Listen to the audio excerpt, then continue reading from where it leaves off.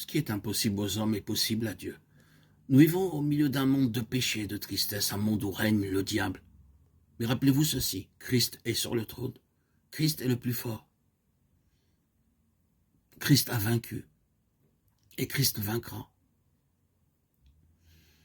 Et si vous vous sentez vidé, brisé, sans force, infirme, louez Dieu de ce qu'il peut faire, son œuvre en chacun de nous. Mais nous devons nous attendre à lui. Ce qui est impossible aux hommes,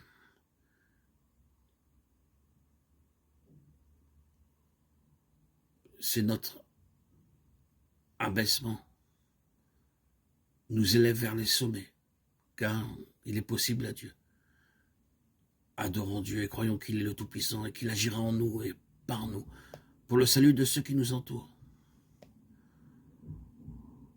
Lorsque tout nous paraît impossible,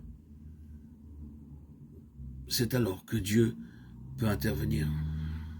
Ne priez jamais sans adorer sa toute-puissance. Et dites, Dieu Tout-Puissant, je réclame ta puissance.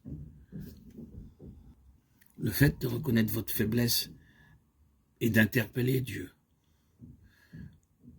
N'hésitez, soyez sans aucun doute sûr et assuré que la réponse à votre prière viendra.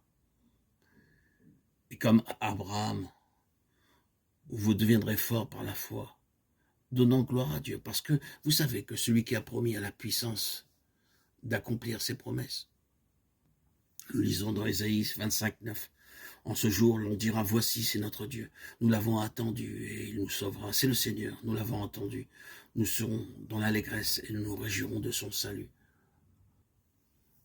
Un homme ou une femme qui désire travailler pour le Seigneur doit connaître la puissance de Dieu et avoir fait l'expérience de cette puissance dans sa vie personnelle.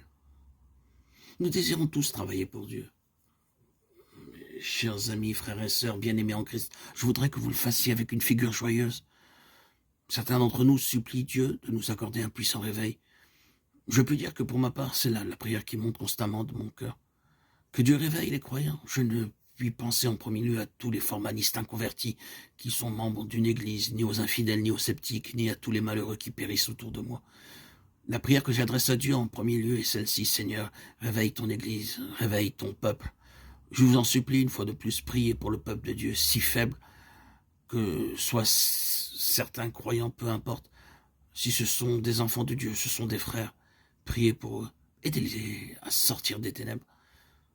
Priez pour l'église de Dieu et croyez que Dieu accordera la bénédiction que vous demandez. Ce n'est pas pour rien qu'il y a dans tant de cœurs un tel désir de sanctification et de consécration. Ce désir est envoyé par Dieu. Dieu veut créer en vous le vouloir et le faire, Philippiens 2,13. Dieu a déjà créé dans votre cœur le vouloir. Croyez que le Dieu Tout-Puissant agira par son pouvoir pour faire parmi son peuple beaucoup plus que nous n'avons demandé. À celui qui peut faire par la puissance qui agit en nous infiniment, au-delà de tout ce que nous pouvons demander ou penser, à lui soit la gloire. Éphésiens 3:20.